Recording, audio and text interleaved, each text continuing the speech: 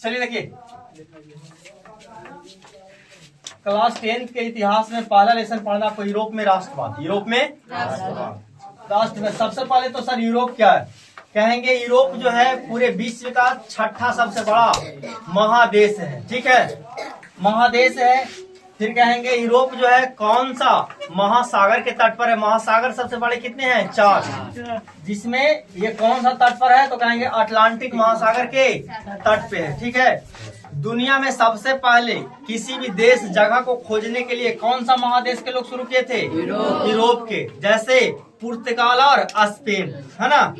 चलिए आइए फिर कहेंगे, देखिए यूरोप जो है 3 तरफ जल से घिरा है, इस कारण इसे प्रायद्वीपीय महादेश भी कहते हैं। ठीक है, फिर है राष्ट्रवाद। राष्ट्रवाद किसे कहते हैं? तो अपने देश के प्रति मर मिटने की भावना को ही क्या कहते हैं? राष्ट्रवाद कहते हैं। देशभक्ति बहुत जबरदस्त होना चाहिए। ठीक है, उसे क्या कहते हैं जी? राष्ट्रवाद। फिर आगे आ जाइए, फिर कहेंगे कि देखिए यूरोप में जो है कई देश आते हैं, जैसे फ्रांस, रूस, इटली, जर्मनी, प्रसा, हंगरी, है ना। ये सारा चीज किसमें आते हैं? यूरोप में। फिर कहेंगे फ्रांस में क्रांति हुआ था कब?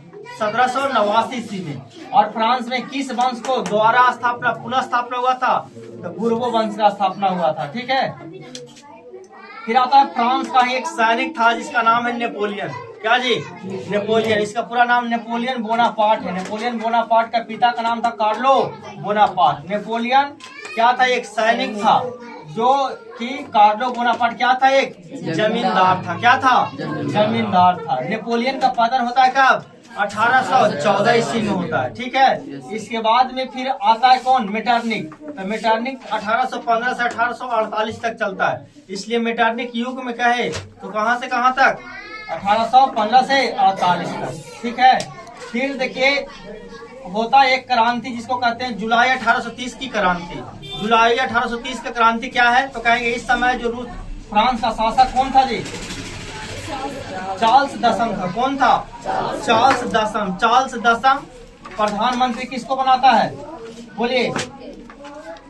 पोलिग्निक। पोलिग्निक को प्रधानमंत्री बनाता है, और ये जो है पब्लिक के हित में काम नहीं करता, ये उच्च वर्ग के लोगों के साथ काम करता है और आम जनता को बहुत दबाने और कुचलने का काम करता है। इस कारण एक विद्रोह होता है जुलाई 1830 में, उसी को कहते हैं जुलाई 1830 का क्रांति कहते हैं। ऐसा ही फिर आगे आ जाइए 1848 का क्रांति। इस समय जो शासक था कौन था? फ्रांस का शासक लुई फिलिप था, और ये प्रधानमंत्री गीजो को बनाता है। ये व्यवसायिक घोर प्रतिक्रियावादी निरकुंशवादी था। ये भी जो है पब्लिक के हित में काम नहीं करना। ठीक है, बड़े बड़े अधिकारी या कहिए तो बड़े बड़े लोगों का काम करता था, आम जनता का काम नहीं करता था। इससे भी जो आम जनता ज्यादा परेशान था, ज्यादा प्रभावित था, आपस में ही जो है गुस्सा बहुत ज्यादा हुआ। ठीक है, तो शासक के प्रति क्या हुआ? एक के मतलब क्रांति हुई, जिसे क्या कहते हैं? 1848 का क्रांति। 1848 का। फिर आइए आप आगे, 1815 ईस्वी में जो है ऑस्ट्रेलिया का चांसलर किसे बनाया जाता है? मेटरनिक। और ऑस्ट्रेलिया का राजधानी कहाँ बना? वियना। फिर कहेंगे इटली का एकीकरण कब हुआ? 1871 में हुआ था। ठीक है, ये इसमें 3 गो अहम भूमिका नेता निभाया था। क्या क्या?